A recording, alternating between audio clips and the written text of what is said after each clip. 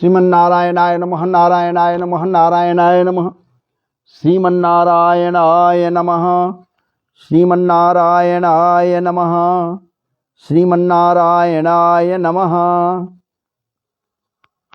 श्रीमन्नारायणाय नमः, श्रीमन्नारायणाय नमः, विष्णवै नमः, नारायणाय नमः, विष्णवै नमः, नारायणाय नमः, नारायणाय नमः, श्रीमन्नारायणाय नमः, श्रीमन्नारायण नारायण नारायण, श्रीमन्नारायण नारायण नारायण, श्रीमन्नारायण नारायण नारायण, श्रीमन्नारायण नारायण नारायण, श्रीमन्नारायण नारायण नारायण, श्रीमन्नारायण नारायण नारायण, श्रीमन्नारायण नारायण नारायण, श्रीमन्नारायण नारायण नारायण, नारायणाय नमः। मेरे प्यारे मित्रगण, श्रोत्रीजनों, कुछ भी सुनने का ही फल बतलाया गया है और उसमें भी भगवत चर्चा को श्रवण किया जाए। माध्यम चाहे जो हो, फेसबुक लाइव हो चाहे यूट्यूब लाइव हो, कहीं से भी यदि भगवत चर्चा सुनने को मिल जाए तो जीवन कृतार्थ हो जाता है। तो आइए हम सब पुनः अभी जिस चर्चा में प्रवेश करेंगे वो तो पहले से चल रहा है। कल मैं था आप के समक्ष इसी से, आज अभी कुछ देर पहले समाप्त हुआ है। यूट्यूब पर लाइव था जो कल तक आपके समक्ष जाएगा और अभी फेसबुक पर आ गया हूँ। तो आइए आपसे हम जुड़ेंगे, आप हमसे जुड़ जाइए और विष्णु पुराण की कथा को लेकर चलें। जहाँ तक वहाँ हुआ उसके बाद से आगे की कथा को मैं आपके लिए लेकर आऊँगा, लेकिन विष्णु पुराण में प्रवेश करें उसके पूर्व आइए भगवत कृपा को प्राप्त करने के लिए जैसे ध्रुव जी महाराज कुछ श्लोक को ठाकुर जी के श्री चरणों में रखिन थे, आश्रय में रखिन थे।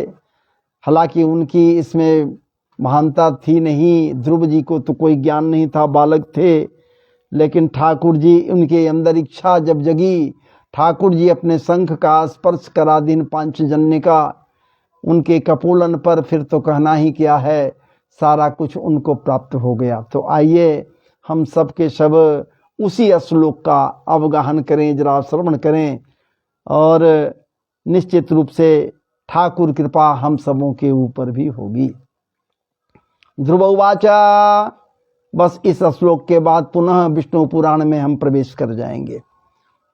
योऽन्तः प्रविश्य मम वाचमिमां प्रसूप्ताम्, योऽन्तः प्रविश्य मम वाचमिमां प्रसूप्ताम्, संजीवयत्यखिल शक्तिधरः स्वधाम्ना, संजीवयत्यखिल शक्तिधरः स्वधाम्ना, अन्यांश्च हस्तचरण श्रवण त्वगादीन्, अन्यांश्च हस्तचरण श्रवण त्वगादीन्, प्राणान्नमो भगवते पुरुषाय तोभ्यं, प्राणान्नमो भगवते पुरुषाय तोभ्यं, एकस्त्वमेव भगवन्निदमात्मसाक्त्या, एकस्त्वमेव भगवन्निदमात्मसाक्त्या, मायाख्ययोरुगुणया महदाद्य शिखम्, सृष्ट्वानुवेश्य पुरुषास्तस द्रोणेषु, सृष्टानुवेश्य पुरुषास्तदसद्रोणेषु, नानेव दारुको विभावसुवद विभासि। त्वदत्तया वायुन एदमस्तवेश्वं सोप्त प्रबोधैव नाथ भवत्प्रपन्ना तस्यापवर्ग्य शरणं तव पादमूलं तस्यापवर्ग्य शरणं तव पादमूलं विस्मर्यते कृतविदा कथमार्तबन्धो नूनं विमोष्टमतया तव मायया ते ये त्वां भवाप्यय विमोक्षयम न मन्यहेतु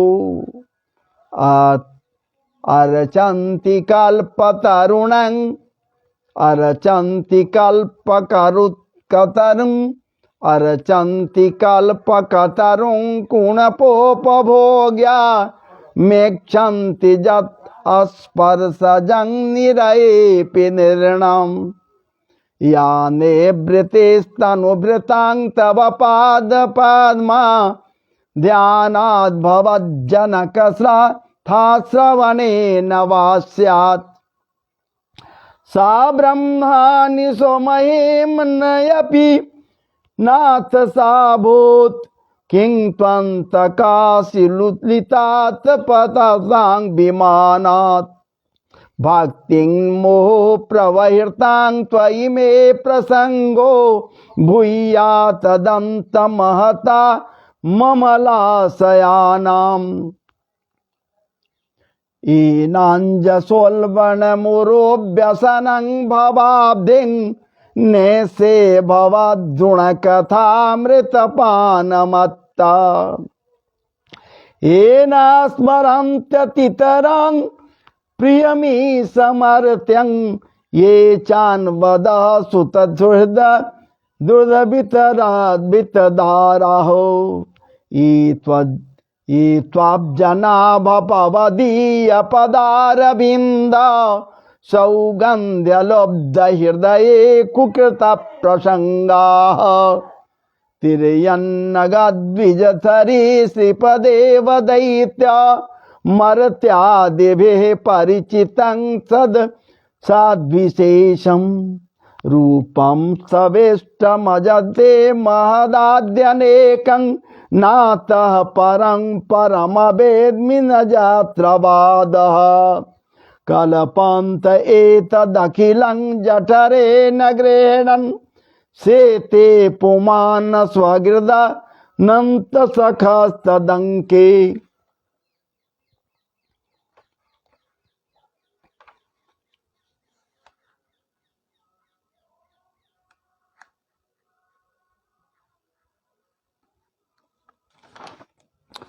जन्नाभिसिन्धुरुह काञ्चन लोकपद्मा गर्भे धूमान् भगवते प्रणतोऽस्मि तस्मै त्वं नित्यमुक्तपरिशोधविबोधयात्मा कूटस्थयादिपुरुषो भगवास्त्रयीधिस् जदबोध्यवास्थितिमखण्डितया स्वदृष्ट्या द्रष्टा स्थितावधिमको व्यतिरेक्तया सस्ये आसे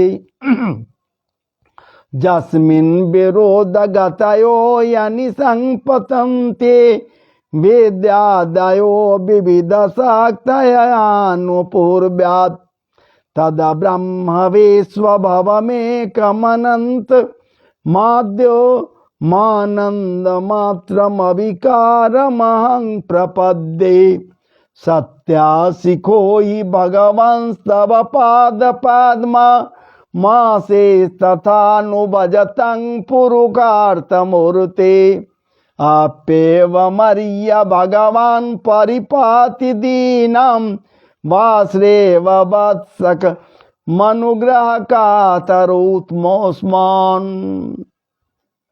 विष्णवे नमः नारायणाय नमः नारायणाय नमः नारायणाय नमः नारायणाय नमः। ओम नारायणाय नमः। विष्णवे नमः नारायणाय नमः। तो मेरे प्यारे मित्रगणों, प्रिय मित्रों, भक्तगणों, श्रोत्री जनों, सुनने का ही फल बताया गया है। शास्त्रों में श्रवण करना सर्वोपरि माना गया है। सुनने वाले निश्चित रूप से कृतार्थ हो जाते हैं। तो आइए अब हम विष्णु पुराण में प्रवेश करें। इसके पूर्व की जो कथा है वो आप मेरे वीडियो में देखकर आप समझ लेंगे, जान लेंगे, नहीं तो फिर पीछे हम पिछड़ जाएंगे, आगे नहीं बढ़ पाएंगे। मगर इतना जान लीजिए कि दुर्वासा ऋषि क्रोध कर करके देवराज इंद्र को श्राप दिए। वो श्रीहीन हो गए, विवेकहीन हो गए, महत्वहीन हो गए, कहीं कुछ नहीं रह गया, सब समाप्त हो गया। और जब ये श्रीहीन हो गए, कमजोर हो गए, तो कमजोरों के ऊपर निश्चित रूप से आतताइयों के द्वारा महाराज धावा बोला जाता है। आजकल ही होता भी है। जो कमजोर है उसके ऊपर धावा बोलने के लिए 10 आदमी तैयार है। और यहाँ धावा बोल दिया लोग, असुर लोग आसुरी प्रवृत्तियों से लैस जब सब लोग धावा बोल दिए तो महाराज इनका सब कुछ छीन लिया। ये भाग चले भयभीत होकर, ये सब के सब देवगण भाग चले, स्वर्ग छोड़ दिए, स्वर्ग से पालायन को प्राप्त हुए। कहाँ जाएं, क्या करें, कहीं कोई रास्ता नहीं। सारे के सारे देवगण, रुद्रादि वगैरह जितने कुछ हैं, सब के सब जितने लोग हैं, सब लोग भाग चले, कहीं किसी को ये छोड़ा नहीं। जब त्रिलोकी में आया महाराज हाहाकार छा गया, तब क्या हो। तो ये सब के सब ब्रह्मा जी के पास गए। और ब्रह्मा जी के पास जब गए ये लोग, ब्रह्मा जी के समक्ष अपने बातों को कहीं, ब्रह्मा जी के नेतृत्व में सारे के सारे देवगण वहां गए जहां ठाकुर जी का आश्रय था, अर्थात क्षीर सागर के तट पर गए। वहां अनेकों प्रकार से ब्रह्मा जी भगवान का स्तुति किए हैं। और इनके स्तुति करने के उपरांत जब स्तुति कर रहे हैं तो कह रहे हैं कि हे समस्त शक्तियों के स्वामी, सर्वेश्वर ईश्वर, अखिल ब्रह्मांड नायक, हे कारण करुणा वरुण लले, हे जन्मादि कृत्य को करने वाले, हे नारायण, आप ही के कृपा से सृष्टि का संपादन हुआ। आप नहीं चाहते तो सृष्टि का संपादन नहीं होता। और बार बार आप ही के द्वारा सृष्टि की रचना की जाती है, सृष्टि का संपादन भी होता है। रूप में चाहे करने वाले कोई भी हों, लेकिन बिना आपकी इच्छा का सृष्टि का हिसाब नहीं हो सकता। हे नाथ, और आपकी सृष्टि में भूचाल आया हुआ है, आतताइयों के द्वारा वो भूचाल से भर दिए हैं, तो आप दया करके इस भूचाल का शमन कीजिए। आप यदि चाहेंगे सब कुछ हो सकता है। इसलिए हे विश्वदेव, आप निश्चित रूप से हम सबों को रक्षा कीजिए। शरण में आए हैं, शरण में आए हैं, शरण में आए हैं। और ऐसा होते ही जैसे ही स्तुति पूर्ण होता है, स्तुति करते हैं देवगण लोग, ब्रह्मा जी और सारे देवगण मिलकर स्तुति करते हैं, तो शंख चक्र गदाधारी प्रभु श्री विष्णु जी उनके सम्मुख प्रकट हो जाते हैं। सोच लीजिए, शंख चक्रम सकरीट कुंडलम सपीत वस्त्रम सरसीरुहेक्षणम सहार वक्ष स्थल कौस्तुभे श्रियम नमामि विष्णु शिरसा चतुर्भुज। विष्णु बोलिए, विष्णु भगवान की जय, विष्णु भगवान की जय, विष्णु भगवान की जय। शंख चक्र गदाधारी, गदा पद्मधारी विष्णु भगवान चतुर्भुजी रूप में प्रकट हुए। श्री हरि विष्णु जी के प्रकट होने पर पितामह श्री ब्रह्मा जी सहित समस्त के समस्त देवगण उन्हें प्रणाम किए और स्तुति करने लगे। देवगण बोले, हे प्रभु, आपको बारंबार प्रणाम है। प्रभु आप ही निर्विशेष हैं।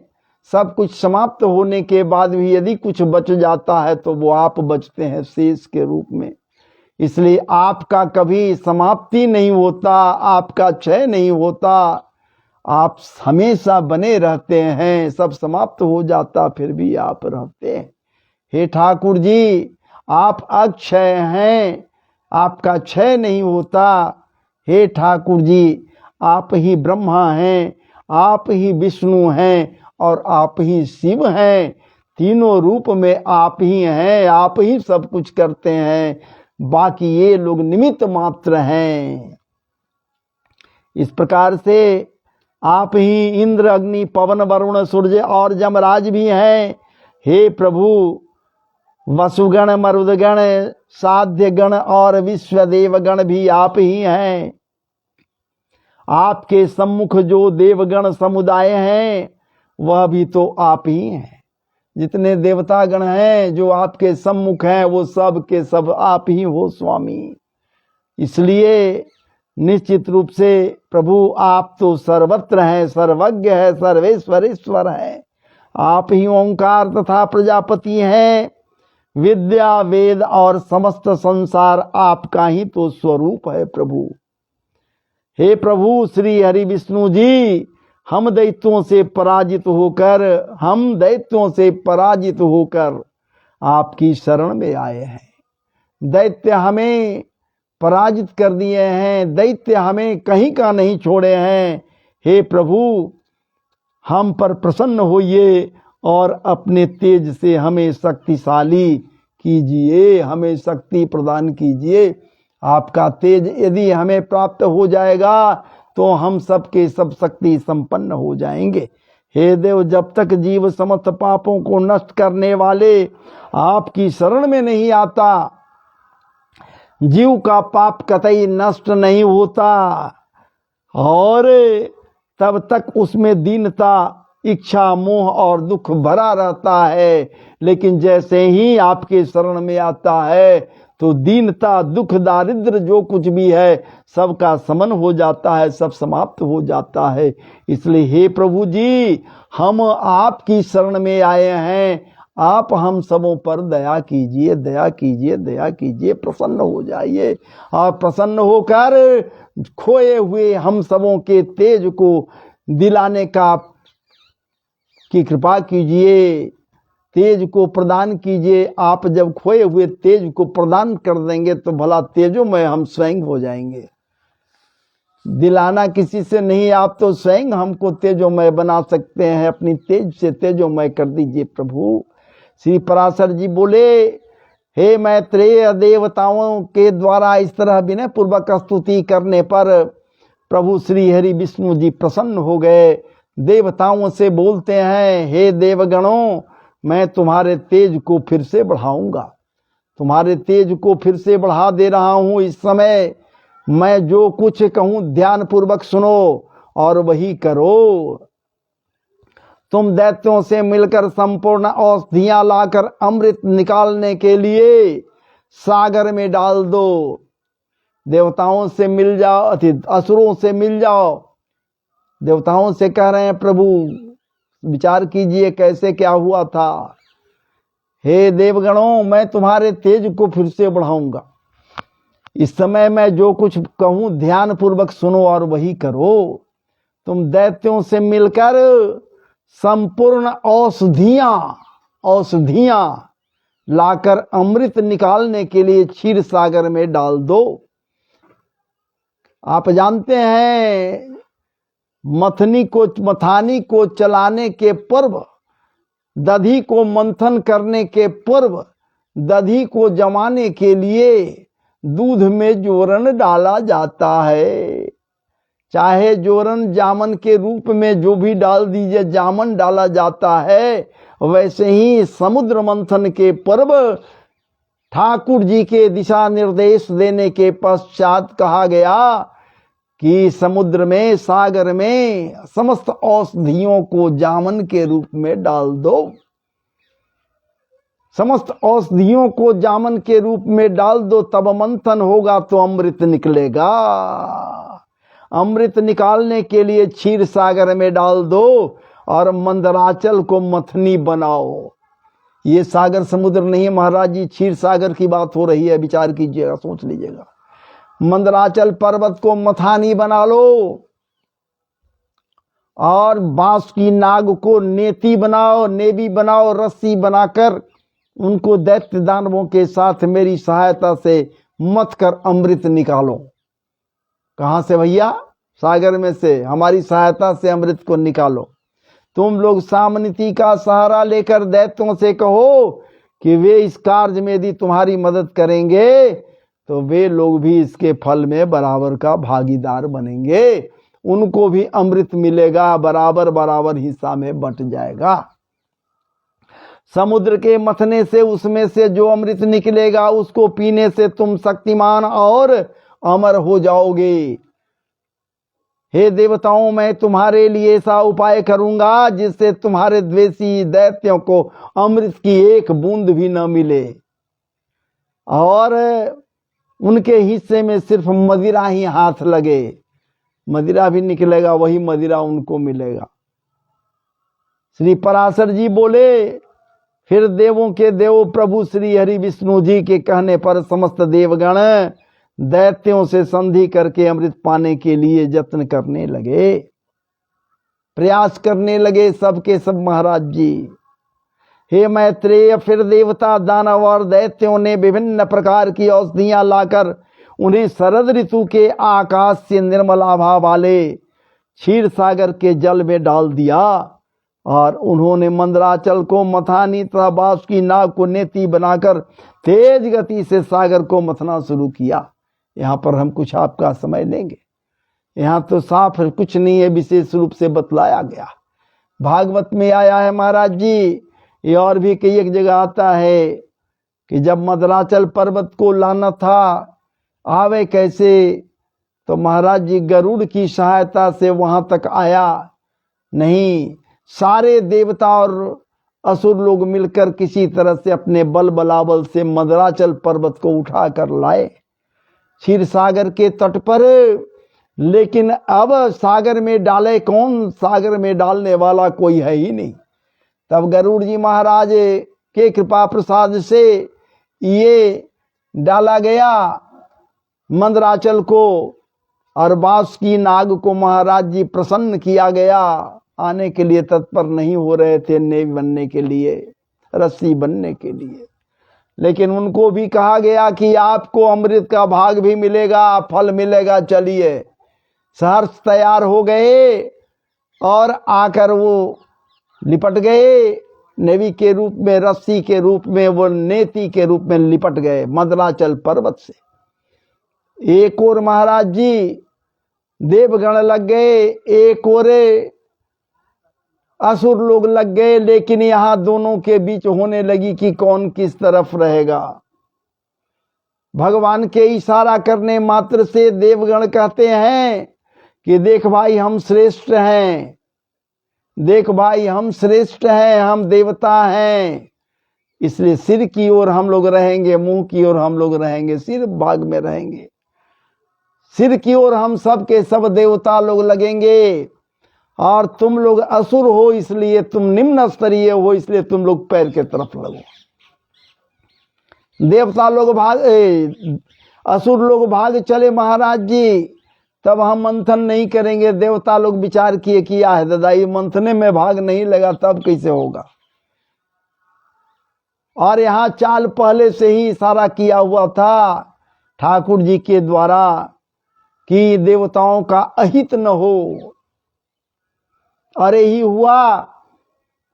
देवता लोग कहें कि ठीक है भाई, भागो मत, तुम ही आओ, तुम ही लोग सिर की ओर रहो, तुम ही श्रेष्ठ बने रहो, हम सब पैर के तरफ लग जाएंगे। विचार कीजिए क्यों क्यों? इनको ज्ञात था, समझ था कि सिर के तरफ हम रहेंगे। यदि फुफकार जब मारेगा, प्रेशर पड़ेगा, फुफकार मारेगा तो विष निकलेगा, उससे हम सब के सब प्रभावित होंगे अधिक से अधिक। देवता लोग विचार किए अगर पैर के तरफ चले जाएंगे तो हम लोग को कोई ज्यादा भय नहीं होगा। होत कैसे? इसीलिए जानबूझकर वही ये लोग उल्टा किए जिससे वो लोग मूर्ख, वो दानव लोग जो दानव है, असुर है, आसुरी प्रवृत्ति से उत्तप्रोत है, महाराज जी वो भला कैसे है, अहंकार बस कहता कि हम पैर के तरफ रहेंगे, मस्तक की तरफ चले आया उसे। और प्रारंभ हो गया, मंथन प्रारंभ हो गया। तब मंथन प्रारंभ हुआ, लेकिन जैसे ही मंथन प्रारंभ हुआ, मंदराचल को जैसे ही गरुड़ जी डालते हैं, कहा क्षीर सागर में, वैसे ही मंदराचल नीचे बैठता चला जा रहा है, तल्ली में, समुद्र के सागर के तल्ली में बैठता जा रहा है। विचार किए ये लोग कि अगर बैठ गया नीचे में तो फिर मंथन किस चीज से होगा, ऊपर तो रहेगा नहीं। भगवान को ये लोग सब मिलकर ध्यान करते हैं। ठाकुर जी को ध्यान करने के पश्चात ठाकुर जी के कृपा प्रसाद से ठाकुर जी स्वयं यहाँ पर महाराज जी प्रलय पयोधि जले, जो दशावतार उसमें है, उसमें क्षितिरति विपुल तरे तब तिष्ठति पृष्ठे के सवधृत कच्छप रूप। क्षितिरति विपुल तरे तावा तिष्ठति पृष्ठे केशवधृत कच्छप रूप जय जगदीश हरे। ये कछुआ का रूप धारण कर लिए भगवान नारायण, भगवान विष्णु कछुआ का, विशाल कछुआ का रूप धारण किए। अपने पीठ पर महाराज जी मंदराचल पर्वत को धारण कर लिए और नीचे बैठ गए कछुआ बन करके। उन्हीं के पीठ पर घर घर मंथन होने लगा। इनको ऐसा लगे मानो पृष्ठ भाग में पीठ पर खुजली हो रहा है, गुदगुदी हो रहा है, खुजली हो रहा है, ठाकुर जी को लगे। और इस प्रकार से समुद्र मंथन हुआ। और समुद्र मंथन में महाराज जी 14 रत्न निकले, लेकिन सबसे पहले कालकूट विष निकला। विचार कीजिए। और इस प्रकार से जब यहां पर आया है, बांसुकी नाग की पूंछ की तरफ देवता गण लग गए और बांसुकी नाग के मुख की ओर देवताओं ने दैत्यों को लगा दिया अपने बुद्धि विवेक से। महातेजस्वी बांसुकी नाग के मुख से निकलती श्वास की अग्नि से झुलसकर सभी दैत्य गण असक्त हो गए और उनके श्वास के विष के प्रभाव से दैत्य अचेत हो गए, चेतना रहित हो गए दैत्य लोग। और उसी श्वास वायु से विक्षिप्त हुए मेघों के पूंछ देवताओं की तरफ की ओर बरसते रहने के कारण समस्त देवताओं की शक्ति और बढ़ती चली गई। हे मुनि श्रेष्ठ, प्रभु श्री हरि विष्णु जी कछुए का रूप धारण कर लिए क्षीर सागर की घूमते हुए मंदराचल पर्वत के आधार हुए, अर्थात मंदराचल पर्वत उनकी पीठ पर रखा हुआ मथा जाने लगा। और वे ही चक्र गदाधर प्रभु अपने एक दूसरे रूप से देवताओं में और एक रूप से दैत्यों में मिलकर नागराज को खींचने लगे। विराट रूप वाले तो हैं ही, कुछ रूप ले लिए और देवताओं के तरफ हो गए और कुछ दानवों के तरफ से रूप धारण करके लग गए। और चूंकि आसक्त हो गए थे दानव लोग, इसलिए मंथन का कार्य रुका नहीं। मंथन का कार्य ठाकुर जी के ही कृपा प्रसाद से मंथन का कार्य चलता रहा सुचारू ढंग से। और इस प्रकार से महाराज जी एक अन्य विशाल रूप से, जो न देवताओं को दिखाई देता था न ही दैत्यों को दिखाई देता था, और उससे प्रभु श्री हरि विष्णु ने ऊपर से पर्वत को दबा रखा था। प्रभु श्री हरि विष्णु जी अपने तेज से नागराज बासुकी में बल का संचार करते थे और अपने अन्य तेज से देवताओं के बल और शक्ति में वृद्धि करते थे, ताकि समुद्र मंथन का कार्य अबाध रूप से चलता रहे, कभी रुके नहीं, चलते रहे। इस तरह देवताओं और दानवों द्वारा क्षीर सागर के मथे जाने पर सर्वप्रथम समुद्र से हवि यज्ञ, देखिए यहाँ आया है हवि, कहीं कहीं कुछ है हवि यज्ञ सामग्री आश्रय रूपा देवताओं द्वारा पूजनीय कामधेनु उत्पन्न हुई सबसे पहले। वास्तव बात सही भी है। कहीं कहीं लोग कह देते हैं, ऐसे ही कह देते, वो बात एक अलग है कि कालकूट। कालकूट नहीं महाराज जी, पहले कामधेनु प्रकट हुई है। देखिए बात आ गई सामने। पहले कामधेनु प्रकट हुई, उसे देखकर देवता गुण न दानव अति आनंदित हुए, न देवतागण हुए आनंदित और न दानव लोग आनंदित हो गए। सोच लीजिए, और दोनों एक टक से उसको निहारते रहे। उसे देख करके देवतागण भी एकदम प्रसन्न हो गए, दानव भी प्रसन्न हो गए, और दोनों एक टक देख करके देखते ही रह गए कामधेनु गैया को। गैया के रूप को देखकर, रूप लावण्य को देखकर महाराज जी देव दानव दोनों के दोनों एक टक टकटके लगाकर गाँव इसे कामधेनु की ओर देखने लगे। सब के सब उसे देखकर देवता गणवत दानव अति आनंदित हो गए और दोनों एक टक उसे निहारते रहे। इसके पश्चात 12वीं देवी प्रकट हुई और फिर से समुद्र मंथन करने से, क्षीर सागर से अपनी सुगंध से त्रिलोकी को सुगंधित करने वाला तथा देवताओं की सुंदरियों का आनंद वर्धक कल्प वृक्ष उत्पन्न हुआ। कल्प वृक्ष उत्पन्न हुआ, विचार कीजिए, तीसरे में कल्प वृक्ष उत्पन्न हुआ। यह कल्प वृक्ष ऐसा अद्भुत वृक्ष था कि इसके नीचे जाकर जो भी मनोकामना होती वह मनोकामना अवश्य पूर्ण हो जाती थी। ये कल्प वृक्ष की बात निकल गई तो आज भी बहुत से ऐसे जगह हैं इस धराधाम पर, लोग कहते इस कली काल में भी कि फलाने जगह कल्प वृक्ष है, फलाने जगह कल्प वृक्ष है, फलाने जगह कल्प वृक्ष। सोच लीजिए, क्या यह सही वही कल्प वृक्ष है? हो सकता है कल्प वृक्ष इसलिए कह रहे हैं कि वहां जाकर कुछ मनोकामनाएं रखती जाती होगी तो मनोकामना की पूर्ति होती होगी, तो इसलिए कल्प वृक्ष का संज्ञा दिया गया। खैर जो हो, अब तो ये समझने बूझने की बात है। तो फिर से मंथन चलता रहा। अब की बार क्षीर सागर से रूप और उदारता आदि गुणों से युक्त अति अद्भुत अप्सराएं प्रकट हुई। बहुत सी अप्सराएं प्रकट हुई। फिर क्षीर सागर से चंद्रमा प्रकट हुआ, जिसे महादेव जी ने ग्रहण कर लिया। इसके पश्चात क्षीर सागर से विष निकला, वही कालकूट विष निकला। अब विष जब निकल गया तो उस विष को नागों ने पी लिया। यहां नाग की बात आई है, विचार कीजिएगा। फिर श्वेत वस्त्रधारी साक्षात प्रभु धनवंतरी जी अपने हाथों में अमृत से भरा कमंडल लेकर प्रकट हुए। उन्हें देखकर समस्त देवता गण और दैत्य और दानव गण अति प्रसन्न हुए। यहाँ पर एक बात आती है, जब विष निकला, इस विष का नाम है कालकूट। विष्णु पुराण कह रहा है कि ये जो विष निकला इसका पान सर्पों के द्वारा कर लिया गया, सांपों के द्वारा पी लिया गया। लेकिन भागवत आदि और भी कई ग्रंथ में ये बातें आती हैं कि नहीं, जब कालकूट विष निकला तो उस कालकूट विष का पान करने के लिए उसके तेज के से महाराज सब जलने लगे, तो उससे निराकरण करने के लिए भूत भावन भोलेनाथ को याद किया गया और भूत भावन भोलेनाथ उस कालकूट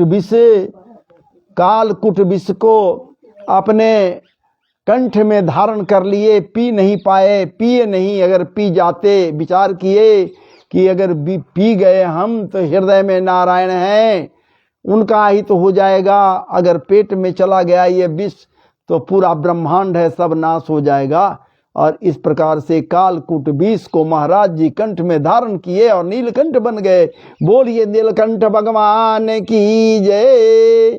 तो चलिए अब मैं यहीं पर विराम ले रहा हूँ और पुनः कल मैं कोशिश करूँगा आगे की कथा को आपके लिए लेकर आऊँगा। इसी में से अभी बहुत सारी कथाएं हैं इसमें, तब वो कायदे की बात होगी। चलिए, जय जय श्री राधे, जय जय श्री राधे, जय जय श्रीमन नारायणाय नमः, श्रीमन नारायणाय नमः, श्रीमन नारायणाय नमः। आपको विदित है, इसे मैं अपलोड कर दूंगा, डाउनलोड पहले करूंगा, अपलोड कर दूंगा अपने चैनल में, यूट्यूब के चैनल में चला जाएगा, जहां आप जाइए और वहां मेरे चैनल को सब्सक्राइब कीजिए, लाइक कीजिए और शेयर कीजिए। साथ ही साथ यदि इच्छा हो तो आप सब्सक्राइब भी कर सकते हैं, सब्सक्राइब कर लीजिए, आपके लिए आसानी होगी। तो ये बड़ी कृपा होगी आपको हमारे लिए। हम पर बड़ी कृपा होगी आपका। तो चलिए महाराज जी, अब मैं विराम ले रहा हूँ, और जो हमसे जुड़े हुए हैं उनके श्री चरणों में महाराज जी अनेकों प्रकार से नमन बंदन और अभिनंदन है। हम अपने मित्र प्रवर को निश्चित रूप से नमन कर रहे हैं, वंदन कर रहे हैं, अभिनंदन कर रहे हैं। तो जय जय सिया राम, जय जय सिया राम, जय जय सिया राम, जय जय श्री राधे, जय जय श्री राधे। फिनिश कर रहा हूँ मैं महाराज।